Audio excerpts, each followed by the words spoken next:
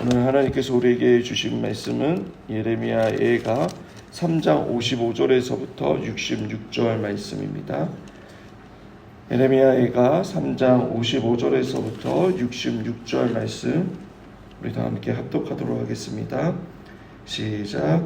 여호와여, 내가 심히 깊은 구덩이에서 주의 이름을 불렀나이다. 주께서 이미 나의 음성을 들으셨사오니 이제 나의 탄식과 부르짖음에 귀를 가리지 마옵소서. 내가 주께 아랫날에 주께서 내게 가까이 하여 이르시되 두려워하지 말라 하셨나이다. 주여, 주께서 내 심령의 원통함을 풀어주셨고 내 생명을 속량하셨나이다.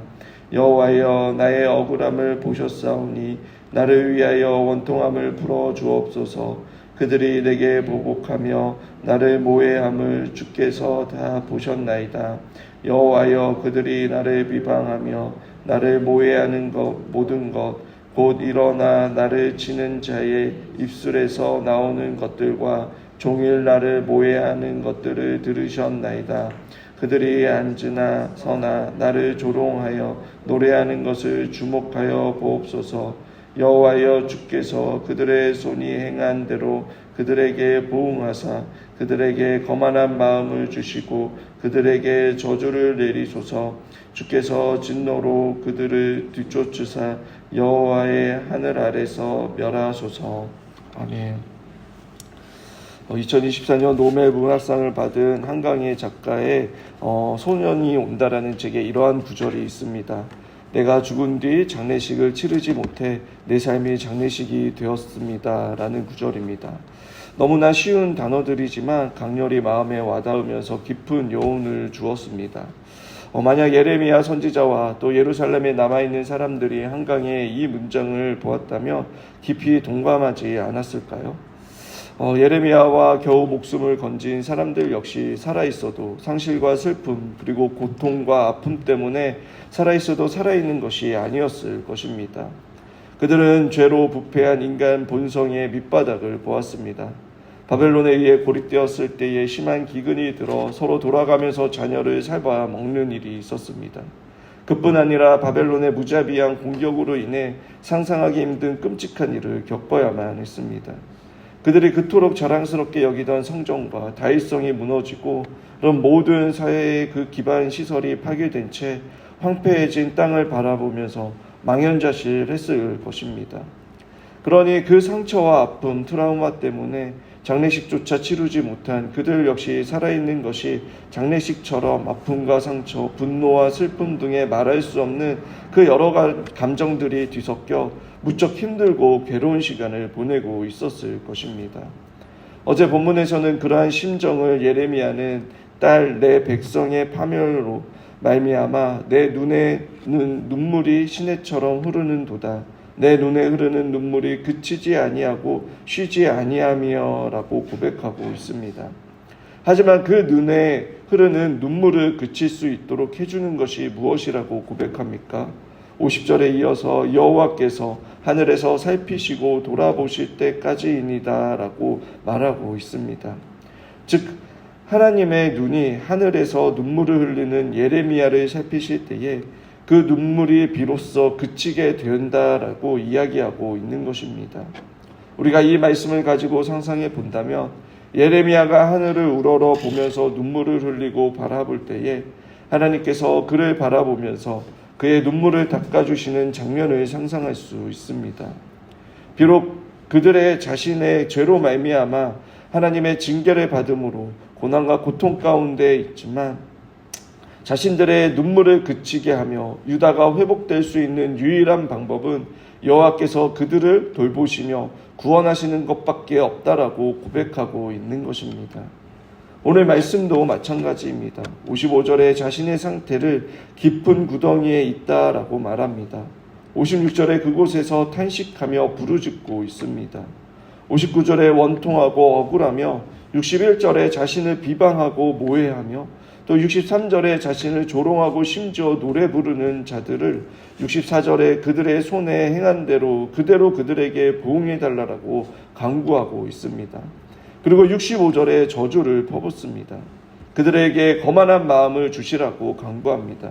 왜냐하면 그들 스스로 그들이 잘나서 그들의 힘이 세서 그들이 이스라엘 백성들보다 더 신에게 사랑받는 자들이라는 것을 착각하게 해서 회개할 그 기도조차 갖지 못하고 그들 역시 그들의 죄로 말미암아 멸망당하게 해달라고 강구하고 있는 것입니다. 사랑하는 여러분, 예레미야의 기도가 여러분 한편으로 뻔뻔하다고 생각하지 않으십니까? 오늘 본문의 내용만 본다면 자신들의 죄에 대해 회개하기는커녕 자신은 멸망시킨 그 바벨론에 대한 또 심판을 위한 기도를 하고 있는 것입니다. 개인적으로는 그를 조롱하고 모해했던 사람들에 대한 저주를 퍼붓고 있는 것입니다. 이스라엘이 멸망당하는 이유가 무엇입니까? 그들의 죄 때문입니다. 여호와 하나님이 우상보다 힘이 없어서 가짜 신이라서 이스라엘이 멸망당하는 것을 그대로 내버려 두신 것이 아닙니다. 오히려 여호와 하나님은 이스라엘이 멸망당함으로 그들이 전쟁에서 패배함으로 말미암아 여호와 하나님께서 세상 사람들에게 조롱받고 멸시받고 경배받지 못하는 그러한 낮은 자리로 자신을 낮추신 것입니다. 바벨론 역시 마찬가지입니다. 그들 역시 페르시아를 통해 멸망당하는 그 하나님의 심판을 그들의 죄로 말미암아 받게 되는 것입니다. 이 세상의 모든 사람은 여러분 하나님이 사랑이 없기 때문에 하나님의 능력이 부족하기 때문에 고난과 고통을 당하는 것이 아닙니다. 그들의 죄의 결과로 또는 세상의 죄로 인해 죄를 짓지 않았지만 애매하게 고난과 고통을 당하게 되는 것입니다. 죄의 결과가 죽음이고 또 심판인 것입니다. 결코 하나님의 불의하시거나 사랑이 없어서 하나님이 가짜라서 그런 것이 아닙니다. 예레미야가 이렇게 뻔뻔하게 기도할 수 있는 이유가 무엇입니까? 하나님께 당당하게 바벨론의 그 심판에 대해 자신을 모해하고 자신을 조롱했던 그 사람들에게 대해 그들의 대해서 그렇게 기도하고 또 그리고 자신을 구원해 달라는 그 기도를 뻔뻔하게 할 수 있는 이유가 무엇입니까? 그 이유가 바로 58절에 주여 주께서 내 심령의 원통함을 풀어주셨고 내 생명을 속량하셨다라고 고백하고 있습니다. 익숙한 단어가 눈에 띄지 않습니까? 바로 속량이라는 단어입니다. 값을 지불하고 사셨다라는 의미입니다. 하나님께서 이스라엘 백성들을 선택하시고 하나님의 백성이 되게 하신 것은 그냥 내가 너를 지명하여 불렀기 때문에 하나님의 백성이 된 것이 아닙니다. 그들이 하나님의 백성이 되게 하신 것도 하나님께서 그에 따른 대가를 지불하셨기 때문입니다.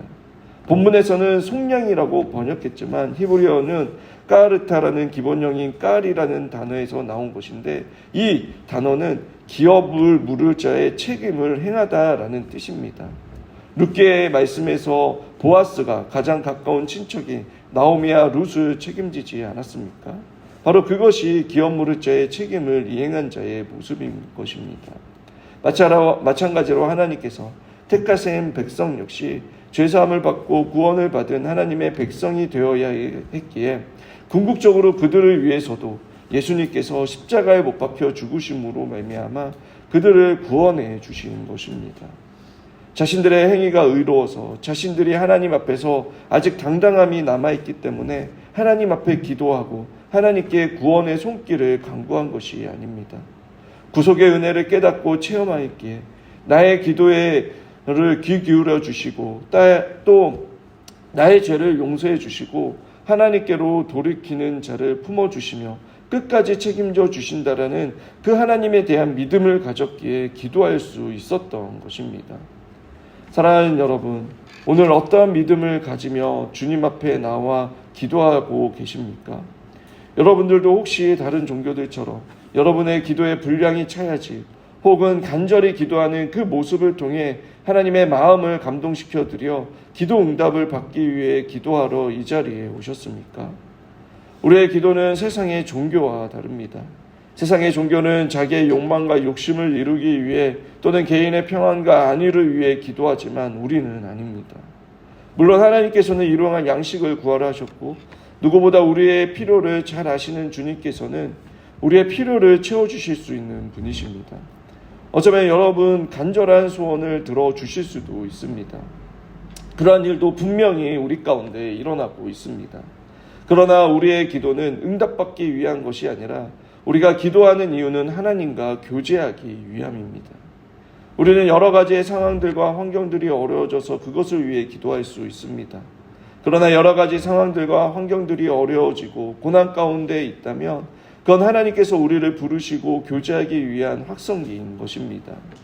인생의 여러 가지 어려움과 힘든 점을 위해 기도를 시작하지만 그 기도가 깊어지면 결국 도달하는 지점은 하나님의 뜻과 마음을 헤아려 온전히 하나님을 신뢰하고 의지하는 그 자리까지 나아가는 것입니다.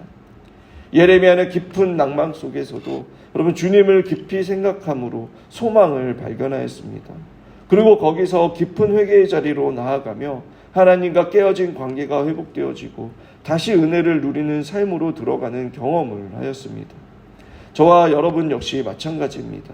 우리가 기도한다고 당장 문제가 해결되진 않지만 우리가 주님을 깊이 묵상하고 그분께 저와 여러분을 위해 행하여 주신 것을 묵상한다며 여러분 그 어려움의 문제와 시험들이 나의 영혼과 삶을 더 이상 파괴하지 못하고 오히려 주어진 상황과 환경 속에서 인내하며 살아갈 소망을 발견하고 점점 더 생명의 풍성함을 경험하는 그 은혜를 누리게 될 것입니다. 57절에 이렇게 말씀합니다. 내가 죽게 아랫날에 주께서 내게 가까이하여 이르시되 두려워하지 말라 하셨나이다. 저와 여러분 역시 오늘 이 새벽 이 주님의 음성이 들려지시길 주님의 이름으로 축원합니다.